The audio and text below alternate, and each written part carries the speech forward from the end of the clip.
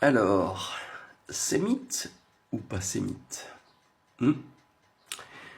Jusqu'au début du XXe siècle, les anthropologues et les archéologues montraient des sémites comme faisant partie de ceux-ci, c'est-à-dire des hommes semblables à des Africains. Vous voyez à l'image une tête de sémite en terre cuite, désignée comme hébreu par l'archéologue William Matthew Flinders Petrie.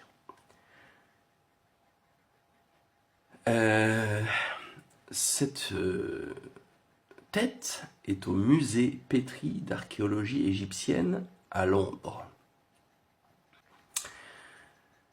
Vous voyez de nouveau à l'image des otages juifs amenés en Égypte au roi Nécho entre moins 610 et moins 594 avant Jésus-Christ, et représentés sur une peinture du grand tombeau de Béban el-Malek. Ils sont reconnaissables à leur faciès nationale et aux franges du vêtement appelé tzitzit en hébreu, et qui était prescrite par la religion. La chevelure, surtout, est caractéristique. Vous voyez bien la chevelure de ces gens-là. Cette image que vous voyez à l'écran est dans un livre qui s'appelle Israël biblique en allemand de Monsieur Philipson. Ensuite, donc, si les Hébreux bibliques sont ceux-ci, alors qui sont ceux-là?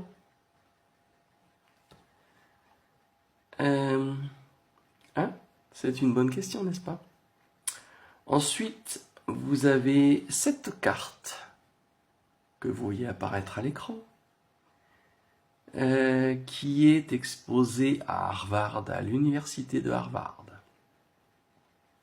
Et il y a marqué au milieu « Terre des Juifs » en latin. C'est dans une région qui se trouve entre le Gabon, Centrafrique, le Cameroun et le Congo. Voici de nouveau la signification à l'écran du pays qui s'appelle les Malawi. Malawi, en langue swahili, ça veut dire pays des Lévites. Voilà. Donc posez-vous les bonnes questions.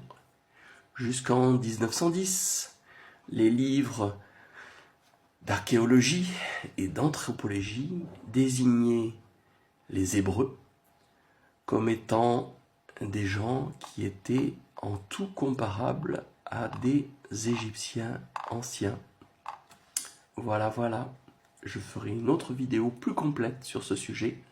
Mais en attendant, posez-vous les bonnes questions. Nous avons tous été manipulés, même ceux qui se prétendent juifs, mais qui en fait ne le sont pas. Ce ne sont pas des sémites.